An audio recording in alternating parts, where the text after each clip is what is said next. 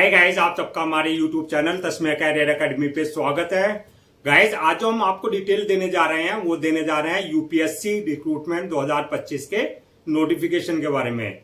UPSC यानी कि union public service commission ने इन्फोर्समेंट ऑफिसर्स की, असिस्टेंट प्रोविडेंट फंड कमिश्नर की और अकाउंट्स ऑफिसर्स की 230 वैकेंसीज के लिए अपना नोटिफिकेशन जारी किया है। अगर आप भी इन वैकेंसीज के लिए अप्लाई करना चाहते हैं तो गाइज ये वीडियो आपके लिए बहुत ज्यादा इंपॉर्टेंट है, क्योंकि इस वीडियो में हमने पूरा डिटेल में बताया कि क्या मिनिमम क्वालिफिकेशन मांगी गई है, क्या आपका सिलेक्शन प्रोसेस रहेगा, लास्ट डेट अप्लाई करने की कब है और ऑनलाइन जाकर के कैसे आपको रजिस्ट्रेशन और फॉर्मेलिटीज पूरी करनी होगी। तो गाइज पूरा वीडियो देखिएगा और साथ ही साथ में हमारे इस यूट्यूब चैनल को सब्सक्राइब कर लें, लाइक करें और ज्यादा से ज्यादा शेयर करें। तो गाइस सबसे पहले बात करते हैं इनकी ऑफिशियल वेबसाइट की। इनकी जो ऑफिशियल वेबसाइट है वो है www.upsconline.nic.in, जहां पर जाकर के आपको रजिस्ट्रेशन और फॉर्मेलिटीज पूरी करनी होगी। एग्जाम जो कंडक्ट किया जाएगा वो यूपीएससी यानी कि यूनियन पब्लिक सर्विस कमीशन के थ्रू जो एग्जाम कंडक्ट किया जाएगा और रिक्रूटमेंट अथॉरिटी जो रहेगी वो F4 रहेगी, यानी कि आपका एम्प्लॉइज प्रोविडेंट फंड ऑर्गेनाइजेशन, जो कि अंडर में आती है आपका ministry of labour and employment के। पोस्ट नेम की अगर बात करें तो ये आपका इन्फोर्समेंट ऑफिसर्स की पोस्ट रहेंगी, असिस्टेंट प्रोविडेंट फंड कमिश्नर्स की पोस्ट रहेंगी। इसके अलावा जो आपका जो है अकाउंट्स ऑफिसर्स की पोस्ट आपकी रखी गई है। टोटल वैकेंसी जो है 230 वैकेंसीज के लिए इन्होंने अपना नोटिफिकेशन जारी किया गया है, जिसमें जो है 156 जो पोस्ट रहेंगी आपकी इन्फोर्समेंट ऑफिसर्स की रहेंगी और आपका अकाउंट्स ऑफिसर्स की रहेगी। इसके अलावा जो है 74 पोस्ट जो रहेंगी आपकी असिस्टेंट प्रोविडेंट फंड कमिश्नर की रखी गई है। तो इस तरीके से आपका जो है टोटल लगा करके 230 वैकेंसीज रखी गई हैं। जेंडर की अगर बात करें तो पुरुष और स्त्री यानी कि मेल एंड फीमेल दोनों ही अप्लाई कर सकते हैं। जॉब लोकेशन की बात करें तो सिलेक्शन होने के बाद जो आपका ऑल ओवर इंडिया कहीं भी पोस्टिंग आपकी दी जा सकती है। अप्लाई मोड आपका ऑनलाइन ही रखा गया है, ऑफलाइन किसी भी तरह का कोई कम्युनिकेशन या कॉरेस्पॉन्डेंस नहीं किया जाएगा। रजिस्ट्रेशन जो स्टार्ट होंगे इसके 29 जुलाई 2025 से रजिस्ट्रेशन स्टार्ट होंगे और लास्ट डेट जो रहेगी रजिस्ट्रेशन की यानी कि अप्लाई करने की वो 18 अगस्त 2025 रहेगी। तो 29 जुलाई 2025 से ही इनके ऑफिशियल पोर्टल पर रजिस्ट्रेशन का जो है लिंक एक्टिव होगा और लास्ट जो रहेगा आपका 18 अगस्त 2025 तक जो है आप अप्लाई कर सकते हैं। रिटर्न एग्जाम डेट की अगर बात करें तो रिटर्न एग्जाम की अगर डेट नवंबर 2025 में कभी भी आपका जो है रिटर्न एग्जाम डेट लिया जा सकता है, ये आपका टेंटेटिव है। एडमिट कार्ड की अगर बात करें, जो भी आपकी रिटर्न एग्जाम डेट आएगी फिक्स्ड, उससे 2-3 दिन पहले जो आप अपना एडमिट कार्ड इनके ऑफिशियल पोर्टल से जाकर के डाउनलोड कर सकते हैं।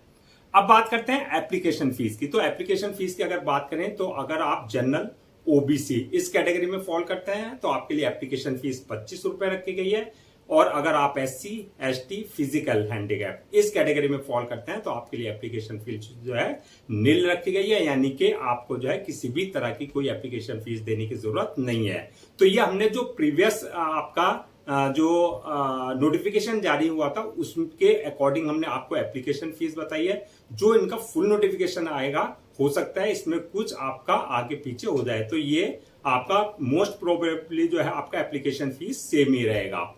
अब बात करते हैं पेमेंट मोड की, यानी कि जो आपकी एप्लीकेशन फीस रहेगी उसका पेमेंट मोड क्या रहेगा। तो पेमेंट मोड की अगर हम बात करें तो ये आपका ऑनलाइन ही रहेगा, यानी कि at the time of registration आप अपने debit card, credit card, net banking, UPI, IMPS या जो भी पेमेंट गेटवे वहां पर है उसके थ्रू आप अपनी एप्लीकेशन फीस डिपॉजिट कर सकते हैं। नेक्स्ट बात करते हैं कि आपका क्वालिफिकेशन क्या मांगी गई है, यानी कि एलिजिबिलिटी क्राइटेरिया क्या रखा गया है, कौन कौन अप्लाई कर सकता है। तो इसमें अगर आपके पास bachelor degree in any discipline from recognised board और इंस्टीट्यूशन से, यानी कि अगर आपके पास जो है ग्रेजुएशन आपने कर रखा है किसी भी स्ट्रीम में, चाहे आप साइंस बैकग्राउंड से हैं, चाहे कॉमर्स बैकग्राउंड से हैं, चाहे आर्ट्स बैकग्राउंड से हैं, यानी कि आप जो है BSc, BCom और BS सभी अप्लाई कर सकते हैं। इसके अलावा जो अगर आप अदर्स किसी और फील्ड से हैं, लॉ की फील्ड से हैं या आप मैनेजमेंट की फील्ड से हैं या इंजीनियरिंग की फील्ड से हैं, तो सब अप्लाई कर सकते हैं। एज लिमिट की अगर बात करें तो इसमें जो है आपकी पोस्ट वाइज वरीज करेगी। मिनिमम 18 साल और मैक्सिमम 35 साल रखी गई। 18 और 35 के बीच में अगर आपकी एज है तो आप इन वैकेंसीज के लिए अप्लाई कर सकते हैं। Age relaxation as per government rules and regulations, जो आपके रिजर्व कैटेगरीज वाले हैं उनको जो एज रिलैक्सेशन दिया जाता है वो उनको आपको जो है कैटेगरीज के अकॉर्डिंग जो आपका उनको एज रिलैक्सेशन दिया जाएगा। अब बात करते हैं कि आपका जो है सिलेक्शन किस बेसिस पे होगा, यानी कि सिलेक्शन प्रोसेस की अगर बात करें तो इसमें मल्टीपल स्टेजेस रहेंगी जो आपको क्लियर करनी होगी। तो फर्स्ट स्टेज जो रहेगी इसमें, पहली स्टेज वो रहेगी आपकी रिटर्न एग्जामिनेशन की, यानी कि आपका रिटर्न एग्जाम कंडक्ट किया जाएगा। जो रिटर्न क्वालिफाई कर लेंगे सेकंड स्टेज होगी उनके लिए जो है आपका इंटरव्यू यानी कि जो पर्सनल इंटरव्यू लिया जाएगा। थर्ड स्टेज रहेगी आपकी जो इंटरव्यू क्लियर कर लेंगे डॉक्यूमेंट्स वेरिफिकेशन की, यानी कि जो भी आपके डॉक्यूमेंट्स हैं वो सारे आपके जो है ओरिजिनल चेक किए जाएंगे। और लास्ट स्टेज होगी मेडिकल एग्जामिनेशन की होगी, यानी कि जिस पोस्ट के लिए आपने अप्लाई किया उसके लिए देखा जाएगा कि आप मेडिकली फिट हैं या नहीं है। तो ये मल्टीपल स्टेजेस रखी गई है जो आपको क्लियर करनी होगी। नेक्स्ट बात करते हैं कि एग्जाम पैटर्न की, यानी कि जो आपकी फर्स्ट स्टेज है रिटर्न एग्जामिनेशन की, उसका क्या एग्जाम पैटर्न रहेगा, क्या उसका सिलेबस रहेगा।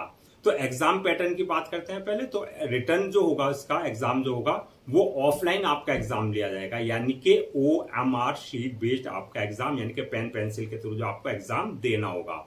दूसरा, क्वेश्चन जो होंगे पेपर का जो पैटर्न रहेगा वो ऑब्जेक्टिव टाइप रहेंगे, यानी कि MCQ मल्टीपल चॉइस क्वेश्चन रहेंगे। टोटल क्वेश्चन जो रहेंगे वो आपके 120 क्वेश्चन रहेंगे जो कि आपके 300 मार्क्स के रहेंगे। टाइम जो दिया जाएगा पेपर को सॉल्व करने का वो 2 घंटे, यानी कि 120 मिनट आपको दिए जाएंगे पेपर को सॉल्व करने के। निगेटिव मार्किंग की अगर बात करें, यानी कि अगर आप गलत आंसर देते हैं किसी क्वेश्चन का तो उसके लिए जो है आपके मार्क्स डिडक्ट किए जाएंगे, यानी कि रॉन्ग आंसर का नेगेटिव मार्किंग का प्रोविजन इसमें रखा गया है। मीडियम ऑफ एग्जामिनेशन की अगर बात करें तो ये आपका हिंदी और इंग्लिश दोनों ही लैंग्वेज में आपके पेपर होंगे, जिसमें भी आप कंफर्टेबल हो उसमें आप अपना आंसर दे सकते हैं। अब बात करते हैं जो ये आपका एग्जाम होगा उसका क्या सिलेबस रहेगा, यानी कि कहां से किस किस टॉपिक से किस किस पोर्शन से आपसे क्वेश्चन पूछे जाएंगे। तो इसमें जो आपका सिलेबस रहेगा जहां से क्वेश्चंस पूछे जाएंगे, जनरल इंग्लिश से आपसे क्वेश्चंस पूछे जाएंगे, इंडियन पॉलिटी से रिलेटेड क्वेश्चंस होंगे, current events and development issues से होंगे, जनरल अकाउंटिंग प्रिंसिपल्स होंगे, industrial relations and labour law से होंगे, सोशल सिक्योरिटी इन इंडिया इससे रिलेटेड क्वेश्चंस होंगे, जनरल साइंस से, कंप्यूटर एप्लीकेशन से, governance and constitution of India से, जनरल मेंटल एबिलिटी से, क्वांटिटेटिव एप्टीट्यूड से और Indian economy accounting and auditing से रिलेटेड आपके क्वेश्चन जो है आपसे पूछे जाएंगे। अब बात करते हैं कि आपका फाइनल मेरिट लिस्ट किस बेसिस पे बनेगी। तो फाइनल मेरिट लिस्ट की अगर बात करें, जो आपने रिटर्न एग्जाम दिया है उसमें जो मार्क्स ऑब्टेन किया है प्लस जो आपने इंटरव्यू दिया उसमें जो मार्क्स ऑब्टेन किया है, उन दोनों को मिलाकर के जो आपकी फाइनल मेरिट लिस्ट तैयार की जाएगी। सैलरी एंड अलाउंसेस की अगर बात करें तो सैलरी जो इसमें बेसिक पे रहेगी 56,100 से आपकी स्टार्टिंग होगी, और सिलेक्शन होने के बाद जैसे जैसे आपका जो है टाइम हो जाएगा, एक्सपीरियंस होगा, उसके हिसाब से आपका इंक्रीमेंट भी होता रहेगा और आपका प्रमोशन भी होता रहेगा। अलाउंसेस एंड अदर्स बेनिफिट्स की अगर बात करें तो ये एज पर आपका गवर्नमेंट नॉर्म्स यानी कि रूल्स एंड रेगुलेशंस जो दिए जाते हैं वो प्रॉपर आपको जो है अलाउंसेस भी दिए जाएंगे और अदर्स बेनिफिट्स भी दिए जाएंगे। अब बात करते हैं कि ये जो आपकी वैकेंसीज है 230 वैकेंसीज, अगर हम इसको कैटेगरीज वाइज ब्रेक डाउन करें, यानी कि किस कास्ट के लिए कितनी वैकेंसीज रिजर्व रखी गई है, तो इसमें जनरल वालों के लिए 110 वैकेंसीज रिजर्व रखी गई हैं, ओबीसी वालों के लिए 70, एससी वालों के लिए 30, एसटी वालों के लिए 12 और ईडब्ल्यूएस वालों के लिए 8 वैकेंसी जो है रिजर्व रखी गई हैं। इस तरीके से आपकी 230 वैकेंसी जो है फिल की जाएगी। अब बात करते हैं कि आपका कौन कौन से डॉक्यूमेंट्स आपको जो है रेडी रखने हैं, यानी कि अप्लाई करने से पहले। तो डॉक्यूमेंट्स की अगर बात करें तो सबसे पहले जो भी आपके एकेडमिक सर्टिफिकेट्स हैं, जैसे 10th की मार्कशीट, 12th की मार्कशीट, या आपकी जो ग्रेजुएशन है, बैचलर डिग्री या जो भी आपकी हाईएस्ट डिग्री है, चाहे वो आपने सेमेस्टर वाइज किया है चाहे वो ईयर वाइज किया है, वो सारे डॉक्यूमेंट्स आपको पहले से स्कैन कॉपी करा करके रखने हैं। डॉक्यूमेंट्स स्कैन कराने के बाद जो है रेडी रखने के बाद जो है आपका नेक्स्ट जो है आपका बर्थ सर्टिफिकेट, यानी कि 10th की मार्कशीट में अगर आपका डेट ऑफ बर्थ मेंशन नहीं है तो बर्थ सर्टिफिकेट आपके पास कंसर्न अथॉरिटी से होना चाहिए। इसके अलावा caste certificate, disability certificate, income certificate, domicile certificate, ये सारे सर्टिफिकेट्स अगर आप इन बेसिस पे किसी भी तरह का कोई रिजर्वेशन ले रहे हैं तो ये सारे सर्टिफिकेट्स आपके पास कंसर्न अथॉरिटी और कंसर्न डिपार्टमेंट से आपके पास होने चाहिए। इसके अलावा ID proof, address proof, passport size photo, signature, thumb impression, जो भी रिक्वायर्ड डॉक्यूमेंट्स है वो पहले से ही आप स्कैन कॉपी करा करके रख लें। इसके बाद बात करते हैं कि आपका अप्लाई करने का क्या प्रोसीजर है।